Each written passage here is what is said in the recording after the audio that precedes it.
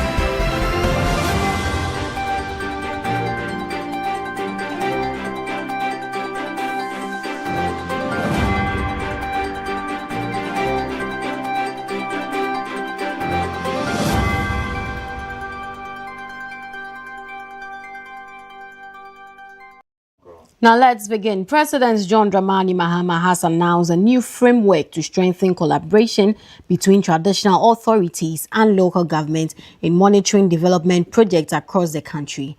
President Mahama made the announcement when the Northern Regional House of Chiefs paid a courtesy call on Friday, May 15 at the presidency. President Mahama directed the Minister for Local Governments to establish a formal mechanism for traditional rulers and district assemblies to jointly review the progress of critical infrastructure projects in their communities.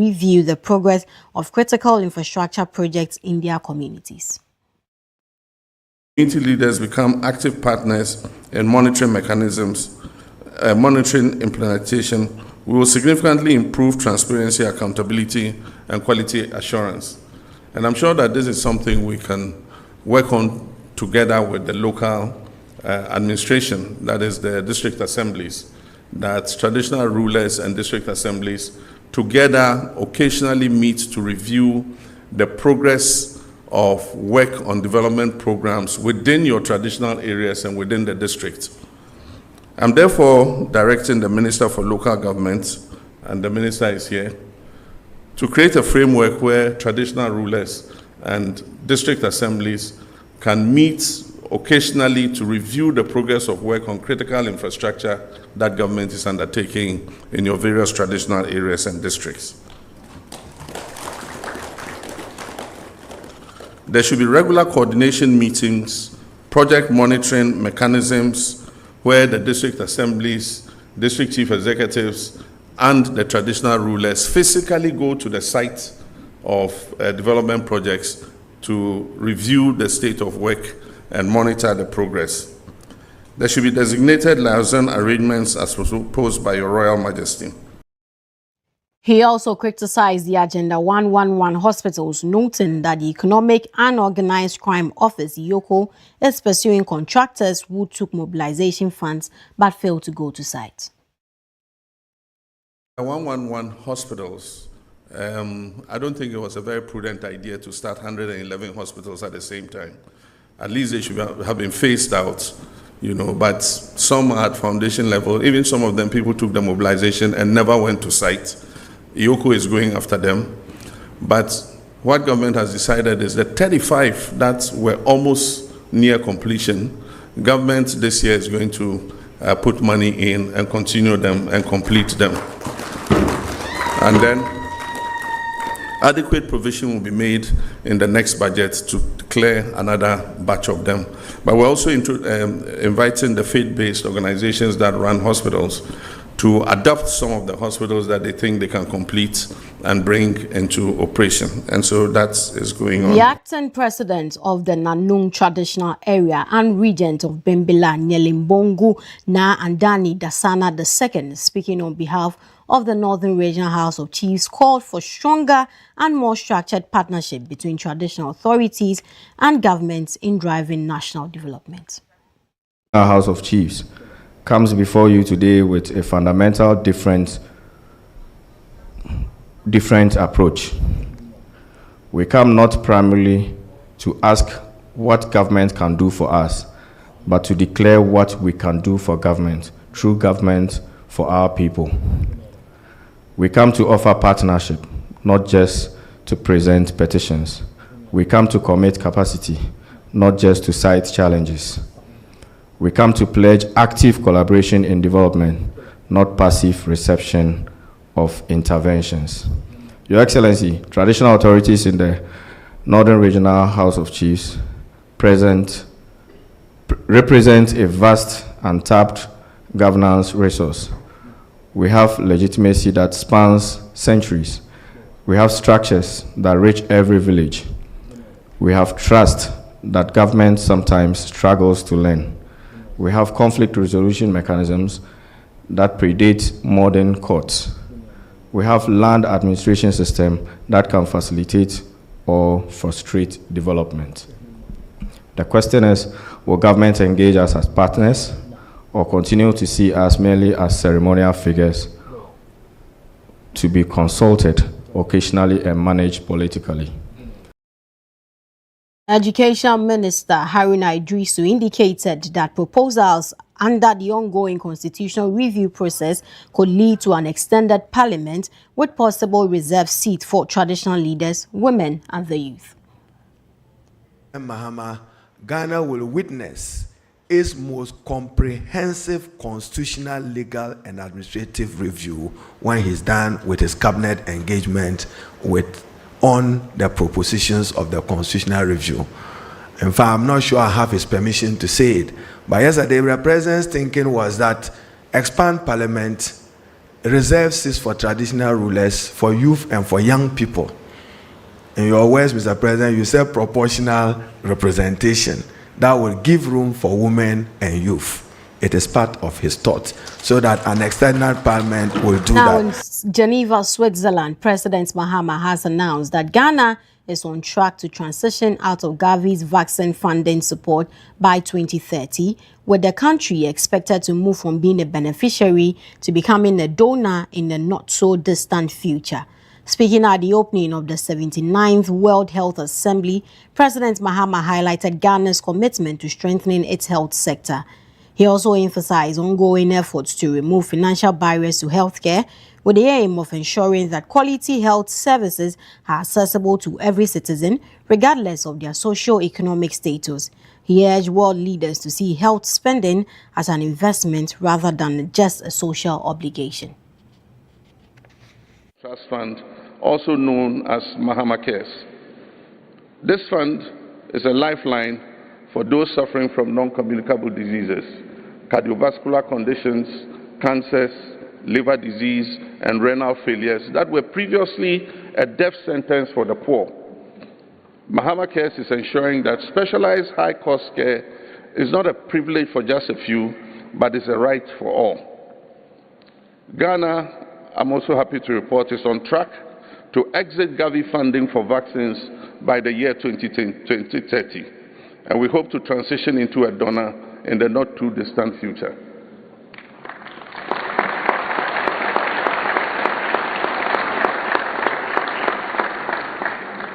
These domestic achievements are the foundation of my leadership of the Accra Research Initiative.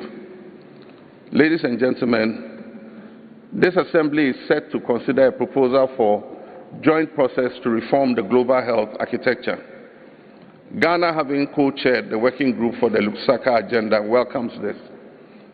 But as a committed apostle of reform of the world health architecture, I'm concerned about whispers I have heard that the current draft resolution seeks to protect existing organizational mandates and prohibits the recommendation of mergers or consolidations.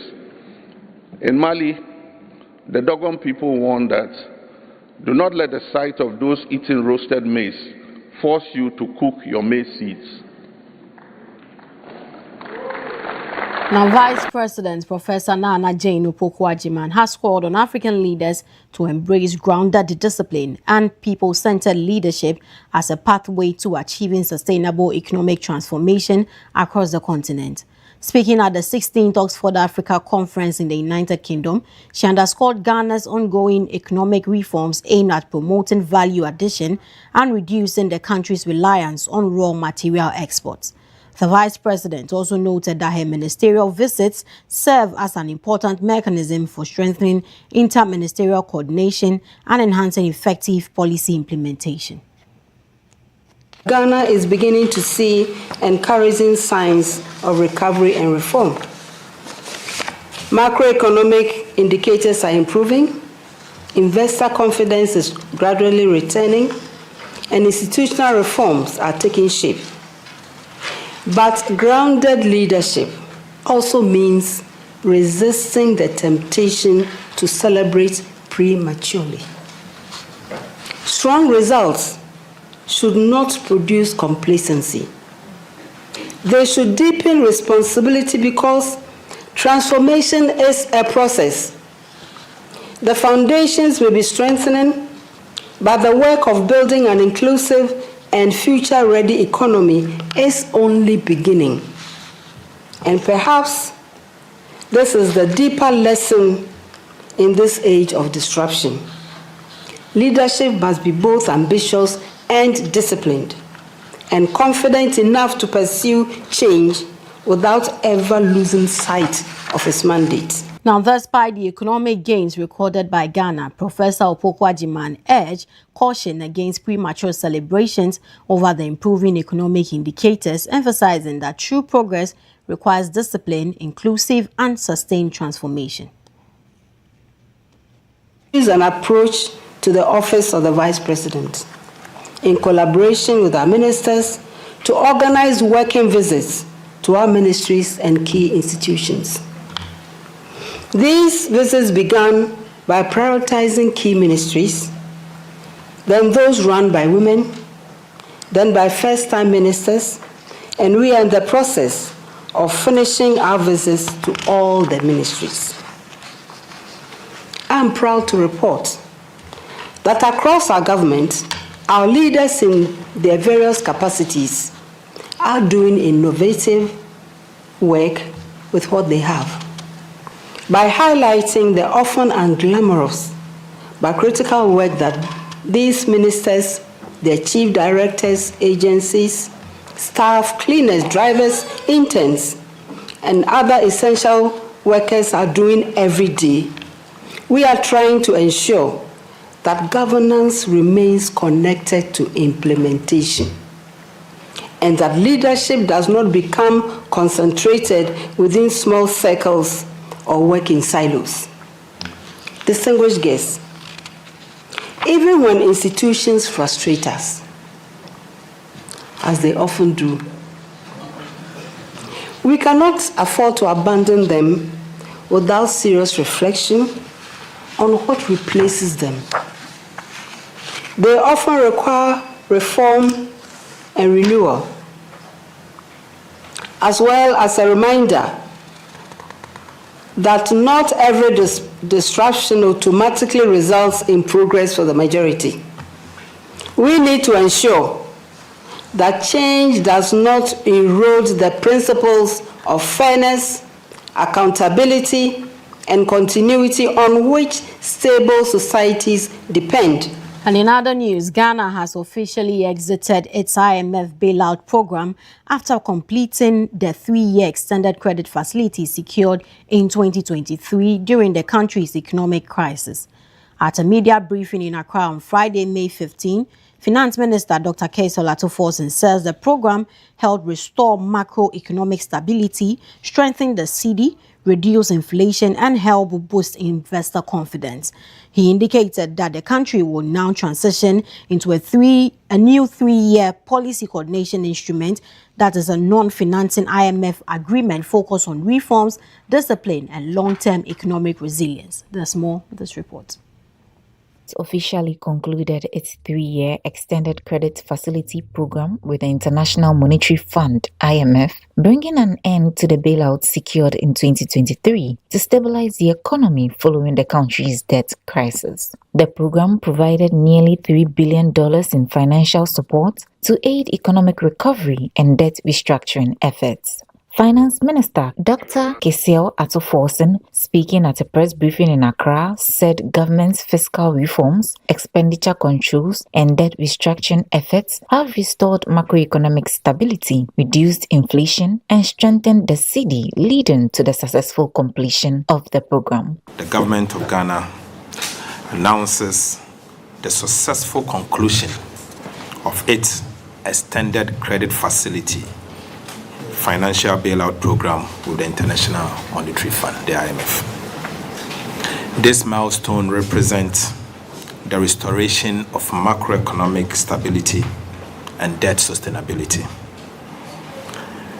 Following the derailment of the IMF program as at end 2024, the government of President Mahama acted decisively to bring the program back on track and to recalibrate it by implementing a front-loaded fiscal consolidation, bold expenditure rationalization, and strong structural reforms. Government is now transitioned to a 3-year policy coordination instrument, PCI, a non-financing IMF arrangement focused on reforms, policy discipline, and investor confidence. The IMF say the new framework is designed to sustain economic gains and help Ghana avoid future bailout cycles. We have reached staff-level agreement on the 36-month PCI. The PCI is a non-financing engagement, meaning that the phase of Ghana's dependence on IMF financing is over.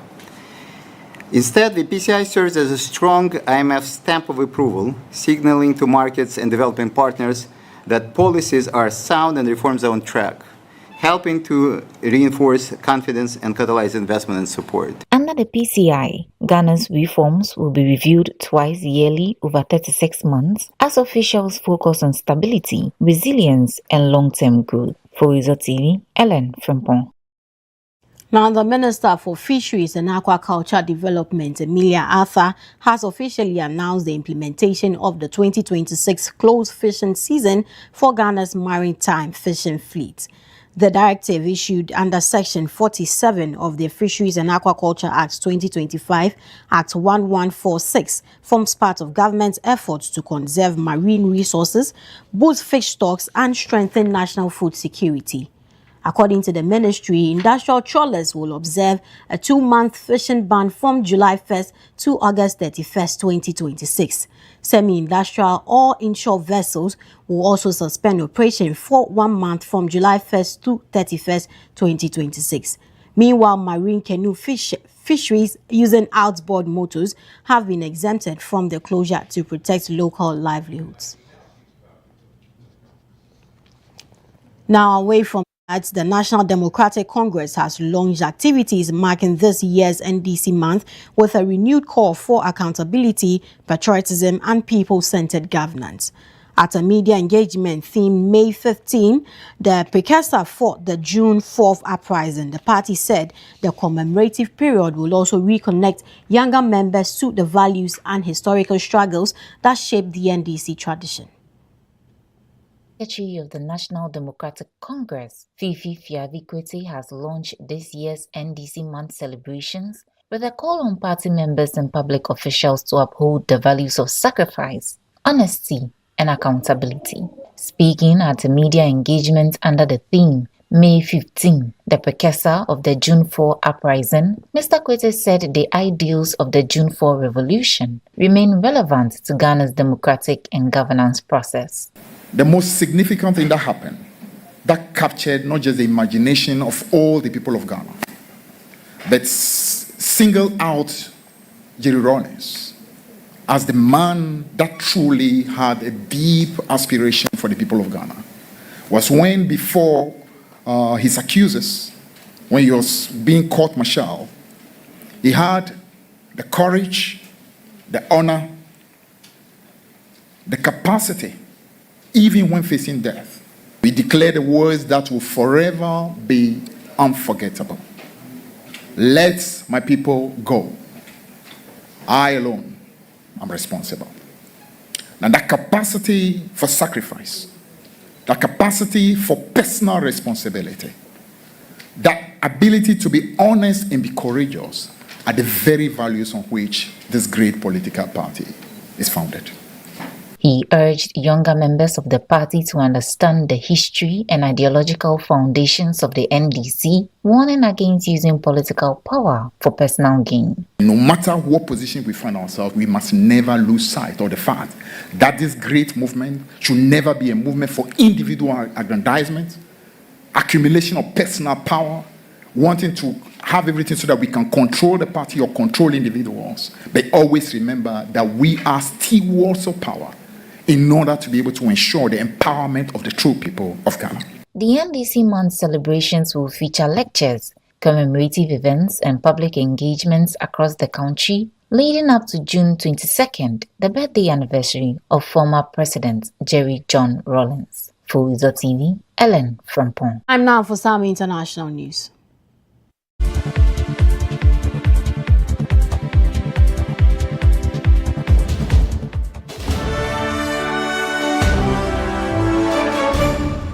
The World Health Organization has declared an Ebola outbreak in the Democratic Republic of Congo a public health emergency of international concern. The agency said the outbreak in DR Congo's eastern Ituri province, which has seen about 246 suspected cases and 80 deaths reported, does not meet the criteria of a pandemic emergency. But it warned that it could potentially be a much larger outbreak than what is currently being detected and reported, with significant risk of local and regional spread. The current strain of Ebola is caused by the Bundibugyo virus, the health agency said, for which there are no approved drugs or vaccines. Early symptoms include fever, muscle pain, fatigue, headache, and sore throat, and are followed by vomiting, diarrhea, a rash, and bleeding. The WHO said there are now 8 laboratory-confirmed cases of the virus, with other suspected cases and deaths across 3 health zones, including Bunia, the capital of Ituri province, and the mining towns of Mongualu and Warampa.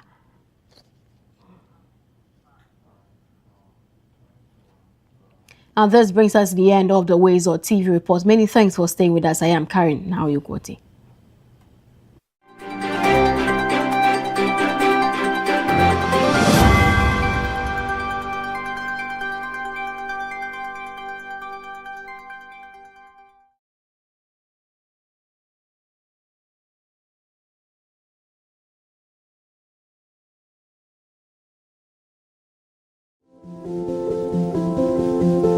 If you're watching this with your friends, you'll probably make a joke. Because you know what you feel on the inside isn't what you want people to know. If you have to pretend to be happy, find someone you trust and tell them.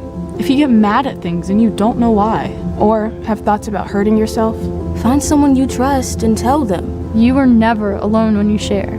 Seriously, people care about you. It's okay to not understand what you're feeling. And it's easy to think that you're all alone. But you don't have to be.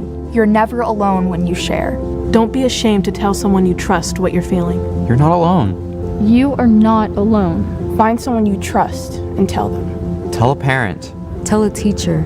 Tell a brother or sister. Or just tell a friend. You haven't done anything wrong. Talk to someone. Talk to someone. It's how things get better.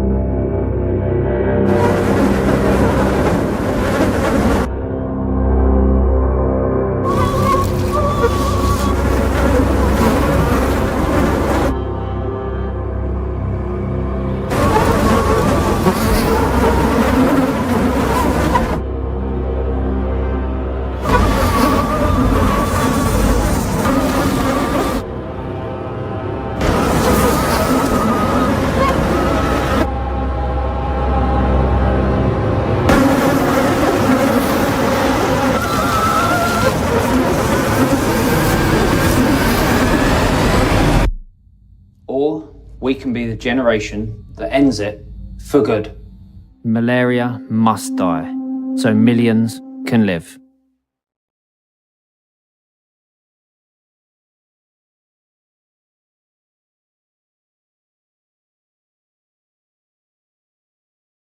Okay, next one. Sit down. Look to camera.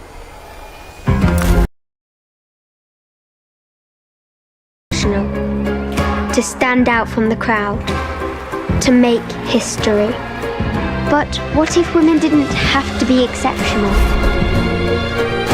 What if they didn't have to be the first, the best, or the only woman? What if being a female engineer wasn't remarkable? What if women and men could compete as equals?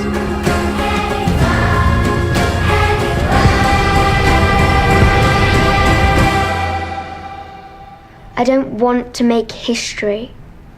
I don't want to be the only woman. I want to be one of many.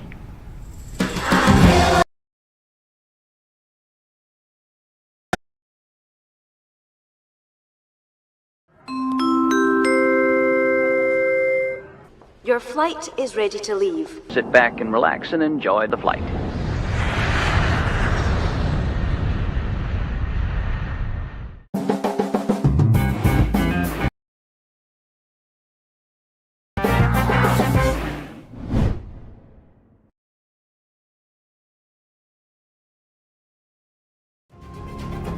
When I saw his face slipping, I knew it was a stroke. I called an ambulance immediately to save the life we've built together. The way her arm was hanging down wasn't right. I insisted to go straight to the hospital to save our mother and the family. The way he was talking when the ambulance arrived alerted us. I rang ahead so the hospital staff were ready to save precious time in the future.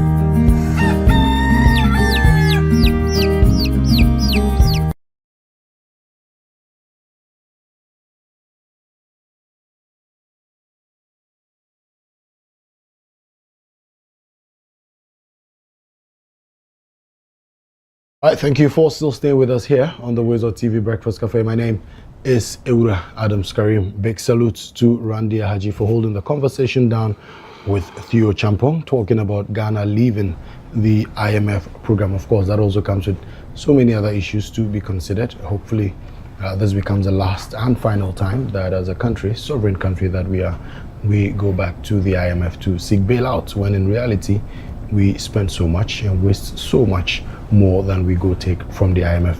Aside that, His Excellency the President of the Republic of Ghana, John Dramani Mahama, just delivered another sterling address at the World Health Organization conference happening in Geneva. We'll bring you some more updates on that hopefully tomorrow on the show. Right now, it's time for a conversation on landfills to landmarks. If you remember, sometime last year around the same period, we hosted them here in studio when they held their summit here in Ghana. Mega one, amazing conversations on second-hand clothing. Of course, we're looking at conversations surrounding recycling, conversations surrounding traceability, and so many other things. Most often than not, you just walk to Kantamanto, you buy it, you wear it, but you don't know how it ended up here. And when you're done wearing and you no longer want to wear, how do you dispose of it? How do you let go of it? These are conversations we want to have. And of course, in the course of the week, we would expand the conversations further at the Labadi Beach Hotel, where we're holding the Landfills to Landmark Summit 2026, or maybe Landfills to Landmarks 2.0, if you want to put it that way. Joining me in studio this morning, we have Henry. He's, of course, one of the co-founders of Landfills to Landmark. We also have joining us here Peter and Michael, who are from TRI, Textile, let me get the name right, Textile Recycling International Group. And so Michael Oye, if I got the name right, and Peter Page is a Group ESG Director, and they've joined me here in studio this morning. Gentlemen, good morning and thanks for coming. Thank you. Good morning. Good morning. You're all looking sharp. Thank you. Are these second-hand clothes? Let me ask this. Unfortunately not. Okay. So let me start with you, Henry. How's it been? How's our planning, arrangement, and everything going so far? It's been very well, quite excellent. I think the support from both our upstream and downstream partners have been great. Great. So as I mentioned last year, for us, this is not an event. You know, we are focused on solving real problems, decades of problems that has not been addressed in the way that has significant benefit for. So it's been great. We're looking forward to a great summit. Great, awesome. I mean, Mike, you were here last year, and you're here again this year. It means that Ghana took good care of you. That's why you're back. Is that the case? Absolutely, not just because Ghana takes good care of me. This is a very important topic for us at Textile Recycling International, with Ghana being one of our main export destinations. And we feel it's very important that we have a continued presence here in the conversations currently taking place. Great. And for you, Peter? Yes, well, last year's event, we established a roadmap to move us forward into 2026 Summit. And we've been proud to sponsor the headline event last year and again this year to further establish that commitment moving forward. Awesome, that's great. So I'll start with you, Henry. And I want us to pick the conversation first, looking at Ghana's role, in this entire conversation. Now, you're positioning Ghana as a leading downstream voice in the global secondary textile conversation. And so at the end of this particular summit this year, what do you hope to achieve, as far as Ghana's role in shaping responsible textile is concerned? Right, thank you. I think for us, really, the framing, as I mentioned earlier, of the past few years has been based on waste narratives, framings that do not depict what the trade actually does. And so we want to shift away from those conversations, position Ghana as a center for knowledge, policy and implementation. Serious conversations that move the lever to creating sustainable jobs, ensuring that quality items that sustains livelihoods are brought into the country, and most importantly, investing in the infrastructure that is needed to tackle textiles when they come to their end of life. And these are very important levers for us, and through this summit, we'll move forward to achieving them with our partners. I mean, that's awesome, but you'd also agree that fast fashion has changed. The entire scope is changed, the lifespan is changed, the quality, of a lot of things that come into the country. I mean, even if they do, eventually people end up not wearing it because they know they can easily grab something new somewhere. A lot of us grew up wearing broniwewu, as we call it, or fus, but now we don't get all of that. You have seamstress who can easily make an African print shirt for you, someone who can, like this is a suit made in Ghana by a Ghanaian tailor, so I'd easily jump on any of these things. So at the end of this summit, how are we hoping that your summit, Landfills to Landmark, would help Ghana build a more clearer evidence-based on the waste fractions that eventually arrive in the markets? Well, thanks for that. I think we have to understand the element of design thinking when it comes to making clothes. I've always said to my colleagues that, look, if you think about the humanity, how we were created in such a way that our non-existence doesn't pose a threat to the environment. So the question we've always asked is, why design anything that would pose problems to the environment? So if you're designing textiles with significant amount of mixed fibers, which cannot be recycled, it starts from the boardroom, it starts from where this is. So usually when we frame conversations around fast fashion, it's the end point of a bigger issue, which is in the boardrooms, when thinking about coming up with any product at all that would impact the environment. That is where it has to start. And for us, really, what we're doing is to bring these evidence, because when you think about downstream, say Ghana, for example, we receive a lot of these textiles. Now, over the years, policy has not taken into consideration the evidence, because this is where we are able to say, look, these are the amount of items that came in. This is what happened to them at their end of life. And these evidence are critical to informing policy, to informing investment, to ensuring that livelihoods are sustained. And so this is why, for us, it is important that, as I mentioned earlier, move the conversation away from one that I'll term emotional to intellectually stimulated conversation based on evidence. And that is where the focus is on for us. No, I'll come back to you. Hold on, but let me come to Michael. First, let's start with why you decided to be part of this conversation. Well, as I said, in Textile Recycling International, we're the largest sorter and grader of second-hand clothing within the United Kingdom, with relationships and long-standing agreements with most of the major charities. We take quality very, very seriously. Okay. And we have stringent measures of quality within our business, both in terms of incoming inspections, but we also sort out the vast majority of what doesn't belong in Ghana or any other country that actually has ended its life. This event here and the initiatives going on, the underlying core to this is traceability and information. Okay. Because we cannot judge the entire trade with one brush. Okay. We are many different companies in this trade. We pride ourselves on being one of the more responsible, and for that reason we feel it's important we're sitting here and joining the conversation. But then in terms of traceability, in terms of the standard that you set, and also in terms of market protection, at the end of this summit 2026, what are we hoping to achieve? Well, my colleague Peter here can probably elaborate on that. Yeah, but I think I touched on earlier regarding, we set a roadmap last year at the summit that had key projects that we were looking to do over the next 12 months, and we've continued to do those projects.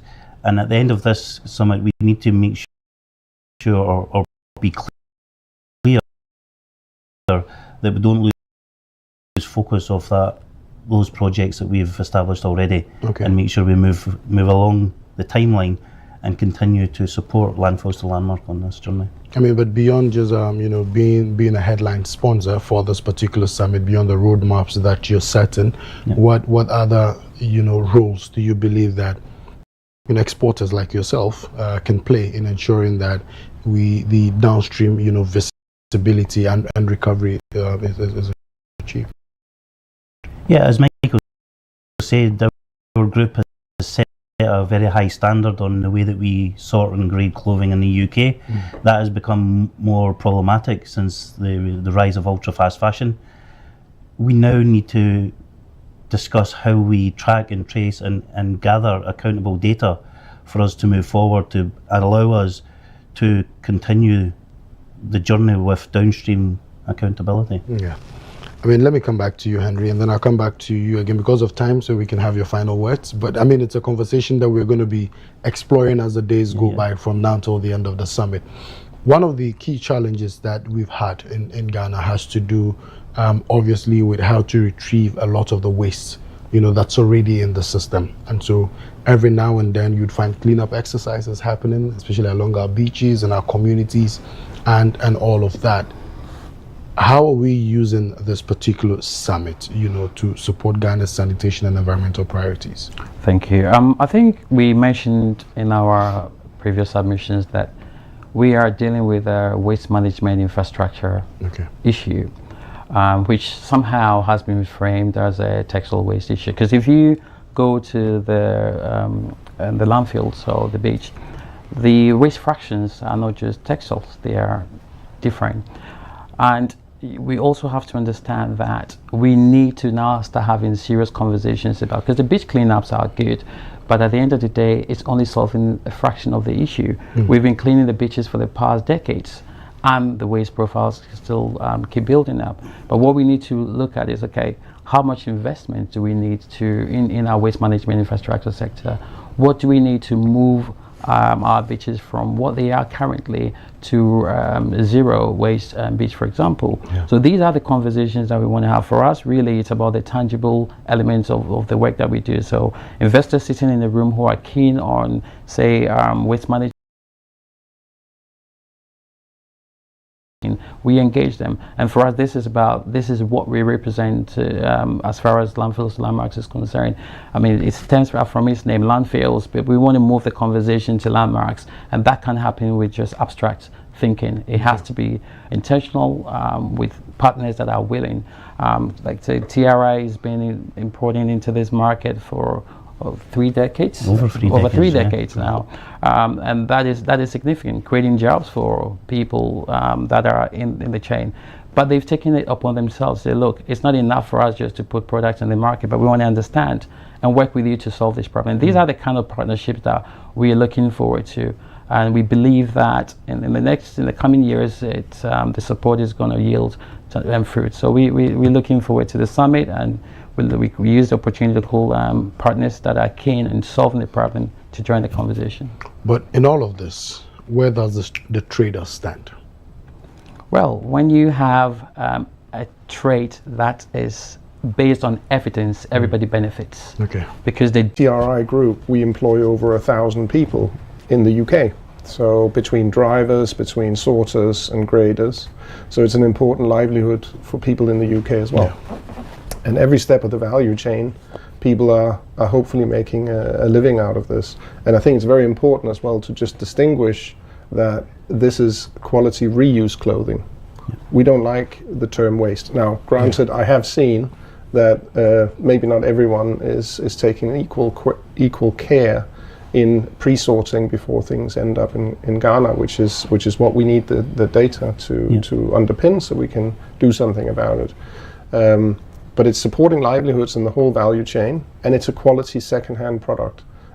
Many of the clothes that we're seeing, that we're sourcing and grading and sending out, they could go straight onto the shelves in the high streets in the UK as well. Yeah. There is good quality there, albeit with increased ultra-fast fashion, which is polluting the whole chain. And you know, the conversations within the United Kingdom and within Europe on textile EPR are policy initiatives that are intending on preventing that from continuing to burden the industry. Awesome. Peter? Yeah, as I said earlier, we have a benchmark set very high for our quality reuse. But as part of this conversation and this summit, we need to move forward with the correct accountability and duty of care from the exporter side of things. The duty of care doesn't stop when it comes into Ghana to the importer. We need to ensure that the duty of care flows right down the downstream to end of life. Awesome. So let me come back to you, Henry, so we can wrap up and walk us through every single detail we need to know as far as the Landfills to Landmarks Summit is concerned. When is it happening? Why is it happening? Who is going to be there? What should we expect? Why should I be there? You know, and how can I get there? You know, all of those fine details. All right. So the event is happening from tomorrow. Okay. We actually started from today right up until the 22nd. Okay. Alabadi Beach Hotel. Okay. Today we have in there this what we call the systems visit. First and foremost, this event is a working summit. So everybody coming together is bringing something to the table. Today's we going around the market system, understanding the problem. What is it that we can do? So we with all our international partners, we've got exporters, we've got brands representatives, we've got a consortium of investors, we've got partners that are in upstream in collecting, as well as charities. They're all here. Representatives from different countries. I think we have about 15 countries being represented so far. Today it's a systems market day. We visit some of the landfills. Tomorrow is the market town hall that everybody in the value chain is able to talk their side of the story. We realized last year there wasn't a lot of voices from downstream, so we bring in the Kaya women, those carrying the bills. We bring in the market leaders. We bring in the retailers for them to have a whole session, and so that we can better understand the issues. And then we move into the main summit opens on Wednesday the 20th. So it's a combination of plenary discussions and key policy conversations that would move us from just a summit to deliverables. So that is on the Wednesday, and that's the opening. And then on the Thursday, we would have what we call the Global Roundtable. Now, throughout the event, we've placed our technology at the center of the evidence. So building decks will be capturing live. We've got something called the Live Bill Labs that will be taking data from actual bills and what the fractions are in there, and this will be reported live. So that will be on the Thursday. That'll be throughout the summit. On the Thursday, we have the Global Roundtable. This would be evidence-based conversation and also moving towards solutions. So we have that table chaired by some of their respective actors in the industry, and there we move the conversation to decisions and commitments, so that those on that table would say, okay, based on conversations around what comes in, this is a common language, because what is missing in the whole conversation is the adaptation of a common language that everybody can work with. So when we say waste, ideally, I mean, what you determine as waste could be how you decided to use it. Because if I give you a perfectly good fabric or jeans and you decide that because it's out of fashion, I'm going to throw it away, you have defined that profile for that textiles, and that shouldn't be the case. So there's a lot of language corrections that we need to do. There's a lot of narrative that we need to spin back into serious conversations. So that would happen on the Global Roundtable, and then in the evening we have in the GTP fashion showcase by invitation, demonstrating local leadership in the textile space. And then on the 22nd, there's a few bilateral meetings, and some of our guests who want to enjoy Ghana. Because think about it, they're not just here for the event. Of course. Ghana is one of the. So yes, some will go sightseeing and just close out from there. But most importantly, the outcomes, as Peter mentioned, is going to sit right into a framework of deliverables, and that we move into action right from there. So the post-event really becomes more significant than the event itself. Awesome. So I'll come back to Michael and to Peter for your final words, if there are any, before we. No, I think we've covered it well. I think it's a very important initiative that started 2 years ago, and we're very proud to be a member of the conversations and a headline sponsor of the event. And I think that we're going to continue making great progress in the systemic change that needs to take place, not just in Ghana but in the world. Great, thank you, Peter. Yep, as Michael said, but I think the most important thing is it's not very often we get all the correct stakeholders into one room to discuss how we make change here in Ghana in second-hand clothing. Great. Okay, Harry, you just want to say anything else? They said everything else. Yeah, Harry says they've said all. But yeah, viewers, so you've listened to Henry, you've listened to Michael, you've listened to Peter, talking about landfills to landmarks and what, at the end of the day, we're hoping to achieve, within the second-hand clothing industry in our country. I definitely would invite you to pass by the Labadi Beach Hotel from tomorrow all the way up until Friday to participate in these conversations, or just to listen to all of the things that would be said and see where you find yourself as an individual within the value chain and what role you can also play as far as this conversation is concerned. I will be there as well, and I'll be looking forward to seeing you, and that is how